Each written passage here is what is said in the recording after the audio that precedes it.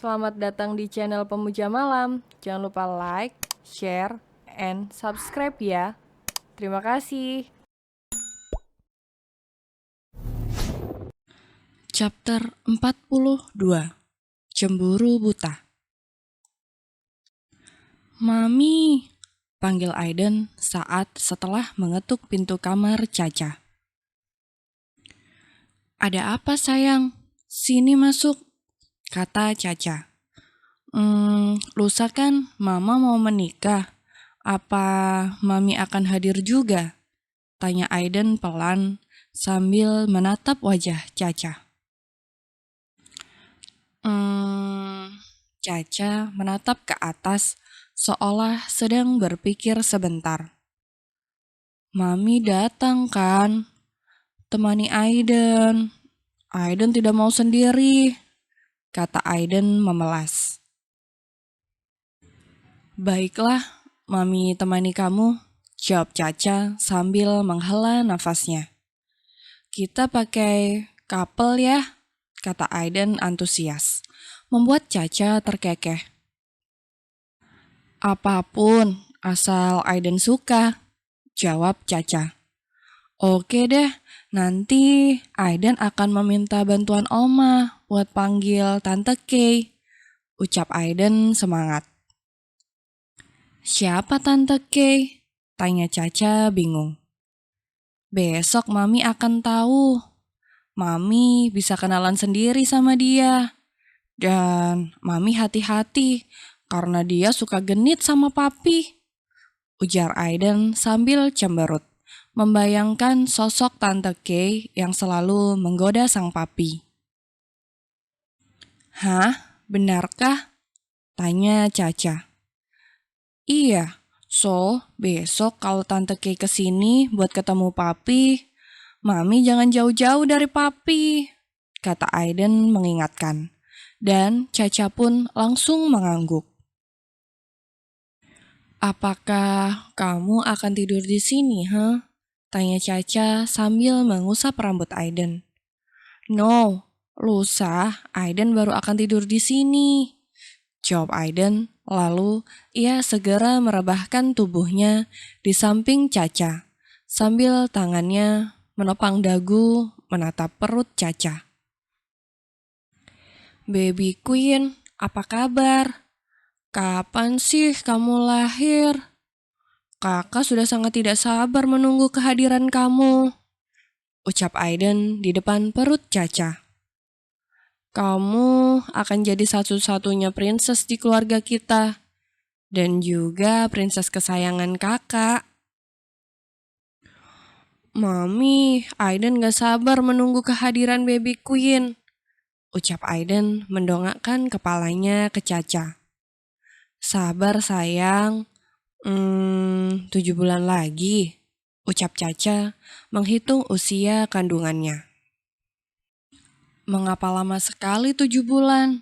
Tanya Aiden lesu, membuat Caca terkekeh.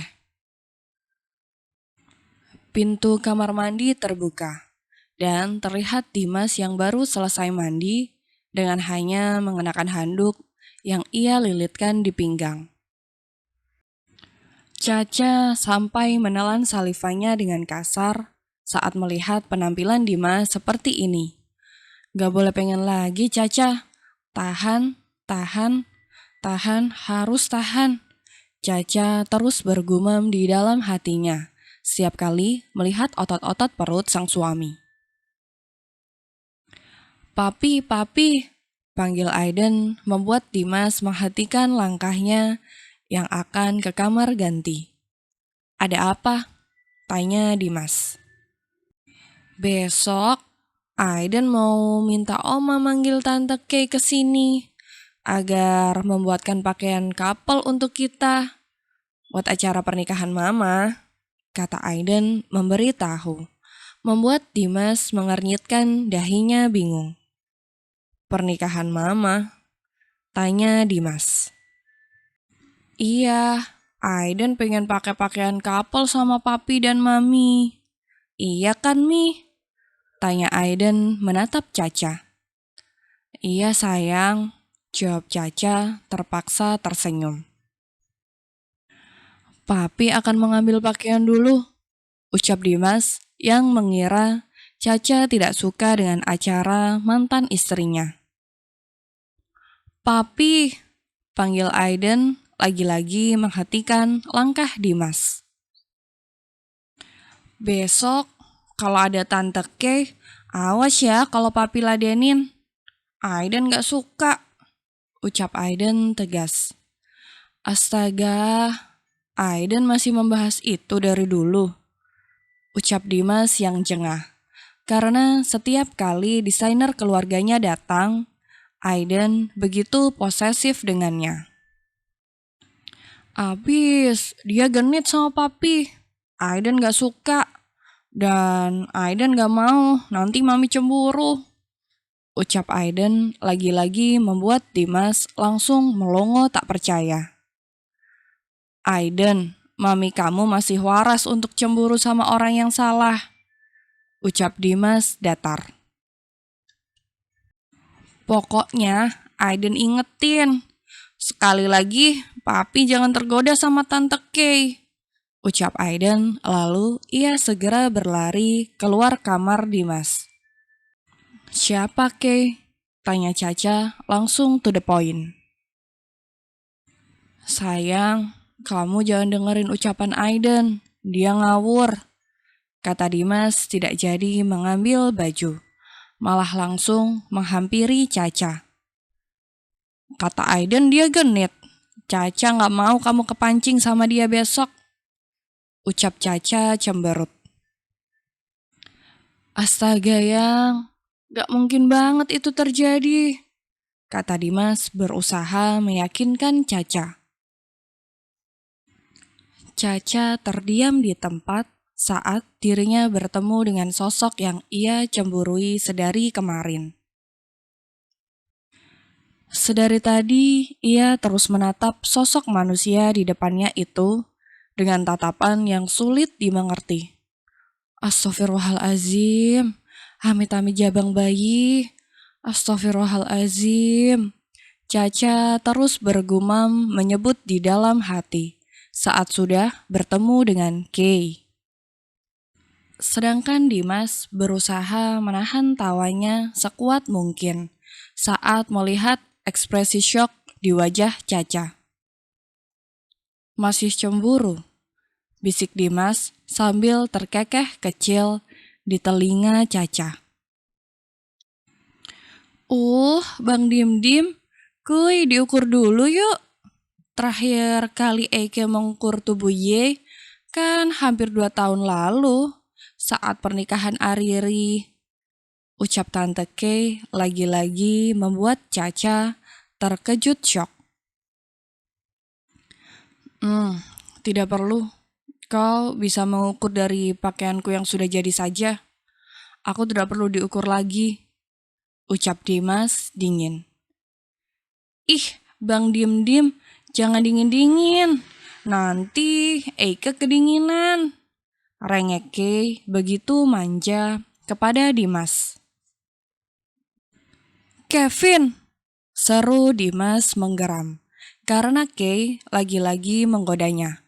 Bahkan sekarang di depan istrinya. Kay dim-dim, bukan Kevin, ucap Kay cemberut kesal. Tante Kay, kalau masih godain papi, nanti Aiden panggil Oma loh. Ucap Aiden mengancam. Heis, ya ini ya, tuyul kecil yang cerewet dan ember. Ucap Kay dengan gaya lenggak-lenggoknya. Baiklah, halo Nona, mari ikut saya. Ucap Kay sekarang menatap kepada Caca yang sedari tadi diam memperhatikannya. Sampai terjadi apa-apa dengan istriku, kau akan kuhabisi. Ancam Dimas begitu tajam, namun tidak membuat Kay takut. Ia malah terkekeh. Eike rela bang, abang habisi di atas ranjang, ucap Kay dengan nada menggoda. Mama! Caca langsung berteriak memanggil Tamara. kala mendengar ucapan Kay yang semakin abstruk memulutnya. Sayang, kamu kenapa? Tanya Dimas dan Aiden bersamaan saat mendengar Caca berteriak. Caca, ada apa? Tanya Tamara yang baru saja memasuki ruangan itu. Mama nemu di mana manusia begini? Tanya Caca dengan alis berkerut, menatap Kay dari atas sampai bawah. Nona, hei, Eike itu manusia langka ya. Ye harus bersyukur, karena saya bisa meluangkan waktu saya untuk membuatkan Ye baju. Ucap Kay dengan nada kurang suka kepada Caca. Gue tahu lo manusia langka, bahkan sangat langka. Tapi, astagfirullah, ucap Caca sambil mengusap perutnya. Nggak apa-apa, Ca. Kay ini baik kok orangnya. Desainnya juga bagus. Semua pakaian yang ia buat tidak pernah mengecewakan, kata Tamara. Tuh, denger Nona Caca Marica hei, kata Kay.